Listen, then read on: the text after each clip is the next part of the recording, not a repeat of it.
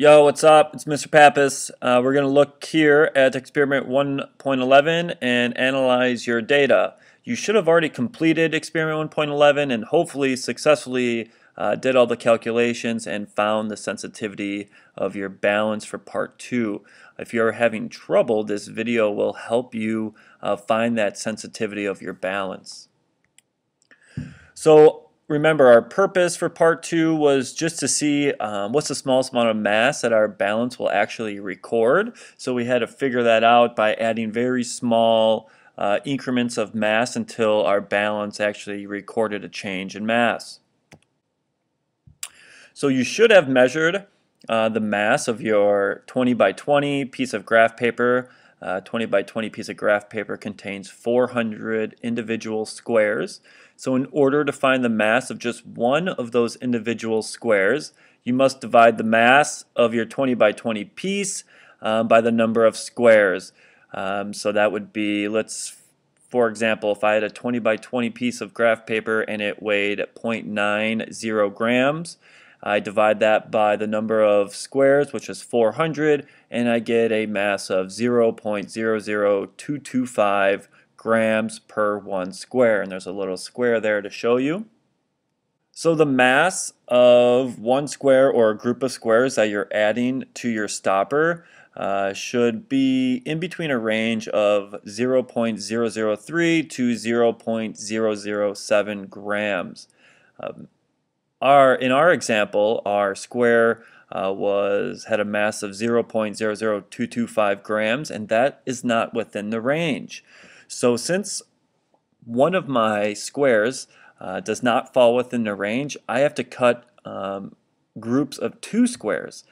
So if I cut groups of 2 squares, which you see with that image right there, the mass of my 2 squares that I'm going to add to the stopper is 0.0045 grams, which falls within my range. So I can use groups of 2 instead of just one individual square, since my individual square is too light. It doesn't fall within the range that I need it to. So you should have recorded something similar to this in your notebook. I have the squares on the scale, the change in mass, and the mass. As you can see, I added 10 groups of 2, and out of those 10 squares I added, or 10 groups that I added, my scale changed 5 times. As you can see, here's my mass. I started with an original mass of 13.02 grams, and then it changed to 13.03 after I added one group of squares, and then it changed to 13.04 after I added another group. Then it didn't change, and it changed again. As you can see, I had 5 changes out of the 10 total groups that I added. So how many groups of small squares did you have to add before your balance gave you a reliable answer? And to do that, you just take the number of total groups that you added, which was 10, and you divide it by the number of changes. In my example, I had 5 changes. The mass changed 5 different times.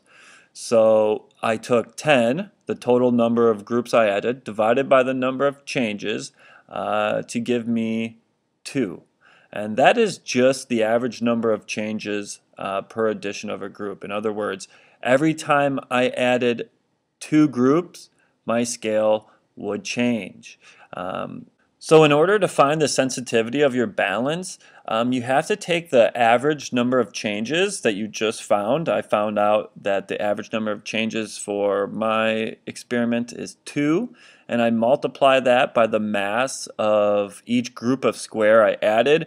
Remember, my mass was 0.0045 grams of each group of squares I added to my stopper. So I take 2 times 0.0045 grams, and it gives me 0.009 grams per change. So every time my balance records a change, it's recording a change of 0.009 grams.